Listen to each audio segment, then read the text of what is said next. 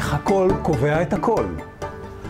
אתה אומר דברים מצוינים, התכנים שלך נהדרים, אבל זה לא משתכנע, זה לא עובר. יש הרבה תחומים שזה קריטי. זה יכול להיות מחירות, זה יכול להיות משא ומתן, זה יכול להיות, אתה מלמד, אבל החומר שאתה מלמד הוא משעמם וזה לא עובר הלאה. מה אתה עושה?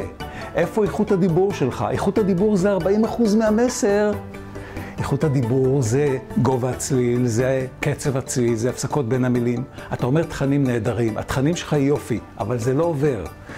זה לא המה, זה האיך. הפתרון? לשפר משמעותית את איכות הקול. שמי עופר פלג, יש לי 40 שנה ניסיון בהשבחת איכות הקול. אני בא מרשת ב' מאולפני הרצליה, מגלי צה"ל. אני מזמין אותך להשתתף באחד משלושת הפתרונות של הקול קובע. סדנאות לארגונים וחברות בכל הארץ או אצלנו, או הרצאות בנושא הקול קובע, או הדרכה אחד על אחד. הגיע הזמן לקחת את הקול בידיים שלך.